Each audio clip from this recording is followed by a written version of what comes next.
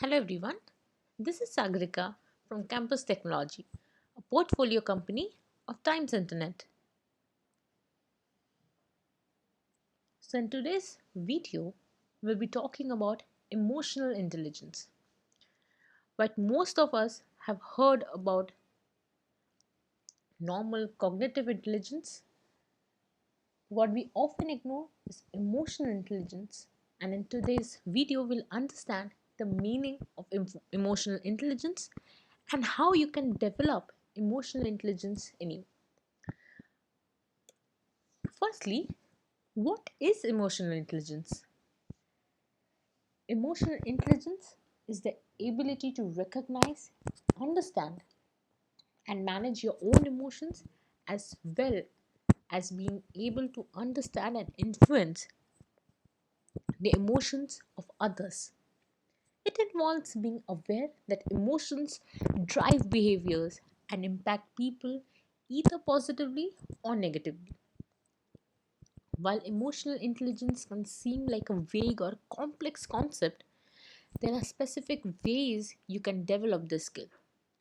Taking time to hone and build on these skills can help you become better at building relationships and accomplishing shared tasks.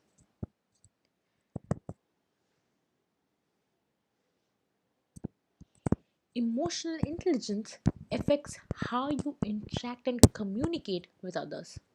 If you have a high level of emotional intelligence, you are more likely to be able to interpret others' emotions accurately and to handle emotionally volatile situations tactfully.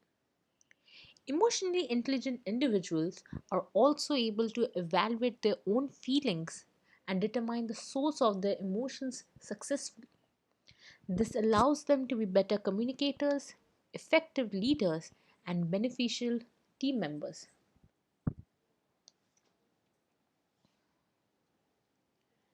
Well, there are a number of ways you can determine your level of emotional intelligence.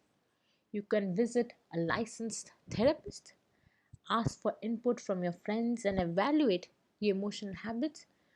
And all these can help you educate on your own emotional intelligence. If you're interested in emotional intelligence but do not have the time or resources to get a professional opinion, you might benefit from taking an emotional intelligence quiz. There are several kinds of emotional intelligence quizzes you can take. You might choose to take one for your own benefit, or your employer might require you to take one as part of the professional development or continued learning program. Whatever your reason, it will help you to throw a little about the different types of quizzes you can take. We have three most common used emotional intelligence quizzes. Firstly, the facial expression quiz. This is one of the most common and most challenging types of emotional intelligence quizzes. And during this quiz, you will be shown a series of photographs of people making a variety of facial expressions. Your goal is to determine which emotion the person in the photo is feeling just by looking at their face. If you are emotionally intelligent, it should be fairly easy for you to recognize an emotion due to a raised eyebrow, a wrinkled nose, or a tightly pressed lip.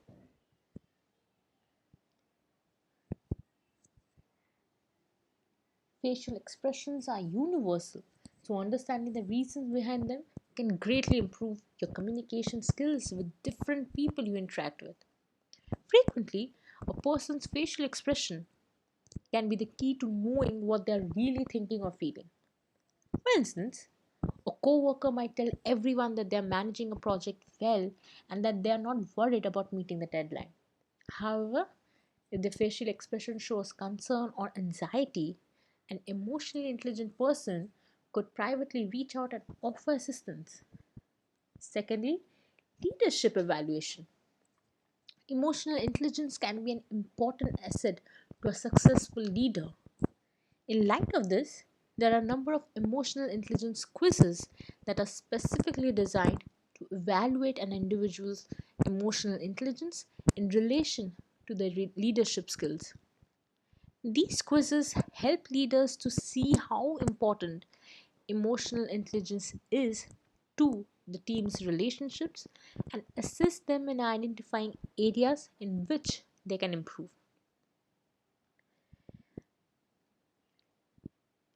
Next, we have self evaluation. Another type of emotional intelligence quiz is the self evaluation quiz. This quiz can take several different forms but will usually involve you examining your own feelings, habits, responses, and past actions to determine your level of emotional intelligence. Self evaluation quizzes are a useful way for you to become more aware of your natural tendencies when it comes to an emotional intelligence. These statements are typically evaluated in two different ways. The first is the agree or disagree format. For this quiz, you will read a statement that relates to your emotional intelligence and decide if you agree or disagree. For example, one of the statements might read, I maintain my sense of humor even when stressed. To answer this accurately, you will need to decide whether or not you agree that this is a truthful statement about you. And the second option is the scale from 1 to 10 format. These quizzes are arranged similar to the agree or disagree quizzes, except that they ask you to rate your feelings. Next, we have the characteristics of emotional intelligence. Firstly, self awareness. As a self aware leader, you know how you feel. You recognize how your emotions affect those around you. Your self awareness isn't just restricted to emotions either. You acknowledge your ego and are aware of both your strengths and weaknesses. You aim to ensure your ego and personal traits work for the benefit of the workforce and the entire organization. Second, we have self regulation. Picture yourself as your own boss, firm but fair. You stay in control of your emotions. You don't lash out and you don't compromise your workplace ethics. You hold yourself accountable to your actions. When you're calm, other people around you are reassured and motivated to take positive actions. When you hold yourself accountable and act accordingly, you are upholding organizational ethics and leading by example. Thirdly, we have motivation. Motivation partly stems from understanding what you want to do and why you want to do it. Getting to grips with the why part often requires a degree of self reflection, which is where high emotional intelligence comes in. Motivated leaders have high work standards for themselves and work towards goals in a consistent way. Leaders with high emotional intelligence also understand what makes their employees and work colleagues tick and will be able to incentivize and motivate them to find their own reasons for working to the best of their ability. Next, we have empathy. As a leader with empathy, you are able to put yourself in someone else's shoes. This ability will help you develop people on your team, challenge stereotypes and unfair assumptions, deliver critical feedback wisely, and be a good listener when your team needs someone responsive in charge to help them navigate difficult situations. An empathetic leader builds a positive work culture or atmosphere upheld by team loyalty and mutual respect. And lastly, communication. Most of us know a leader we describe as being a people person or someone having extremely good social skills or communication skills. These social skills are about the art of making emotional connection through communication. Leaders with good social skills are able to deliver bad news and celebrate good news in a way that makes people feel boundless actionable opportunities for improvement which exists. Leaders with high communication skills are also talented at resolving conflicts and managing change in a diplomatic fashion that is keeping the sensitive nature of the situation in mind. Signs of good emotional intelligence. As a person with good or high emotional intelligence, you seem to have the power to empathize with others, collaborate with others, and read and regulate emotions. If you have emotional intelligence, you can address conflicts, concerns, and needs in a much calmer and straightforward manner. Close ended questions can be answered in a single word, whereas open ended questions must be highlighted. Asking open ended questions can indicate that you have higher emotional intelligence, as it indicates that you are eager to learn. And lastly, give space. When you know that someone is going through a certain problem or facing certain issue, it's best to give them some space to converse with themselves and finally come up with effective solutions. Next, you can see on your screen IQ versus EQ. So IQ is basically intelligence quotient, whereas EQ is emotional quotient. If emotional intelligence is a type of intelligence, how does it differ from the mental type? In part by how it's measured. One's intelligence quotient or IQ is a score derived from the standardized tests designed to measure intelligence. Your IQ relates directly to your intellectual abilities, like how well you learn as well as how you understand and apply your information. People with higher IQs can think abstractly and make mental connections more easily. Emotional intelligence is a very different thing, sometimes also called as EI or emotional intelligence or EQ for emotional intelligence quotient, is like using emotions to think and enhance your reasoning.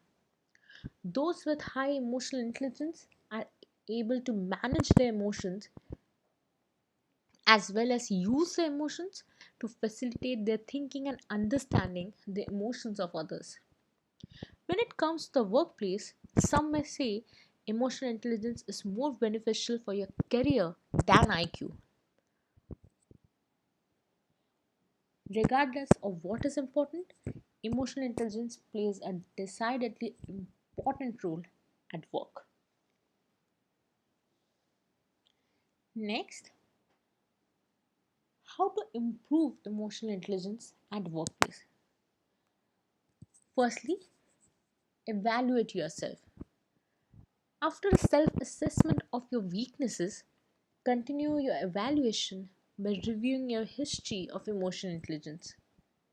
Looking back on your emails and text messages gives you the ability to reflect on how you dealt with various situations. For example, you might realize an instance when you could have responded to someone more empathetically.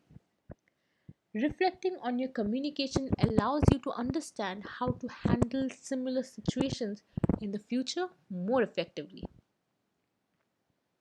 Secondly, identify your weaknesses. Before you begin to improve your emotional intelligence, it's beneficial to identify your own weaknesses.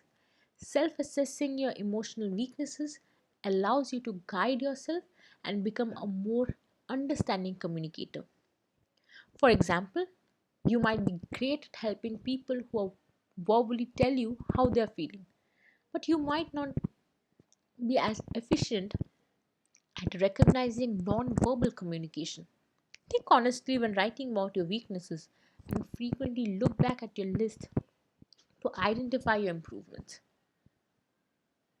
Thirdly, receive feedback.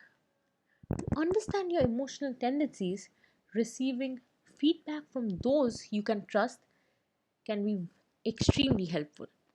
These people will be honest about how you are as a communicator, and the feedback you receive could be quite revealing. You might consider asking a family member or a friend to tell you how well you communicate with people. Next, asking for help. To improve emotional intelligence in the workplace, consider asking for help from your manager or your mentor. Explain your desire to improve your communication or your leadership skills and ask what they would suggest helping you to achieve it. For example, you might consider attending a training seminar or participating in the workplace activity that could benefit the entire team. Lastly, practice. Practice everything that you learn about emotional intelligence from yourself and others every day. Identifying your weaknesses and asking for help and feedback can provide you with a list of areas for improvement. Some tasks might involve just yourself, like looking in the mirror to assess your body language and your facial expressions. Other tasks might include communicating with a variety of people to practice your emotional intelligence in the real world. Making an effort to improve your emotional intelligence can help you progress in your career while inspiring others to do the same.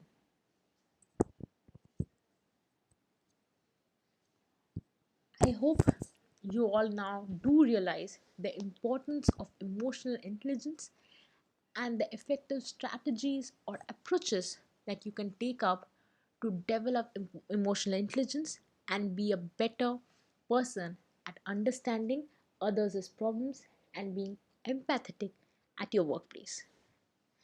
Thank you for listening.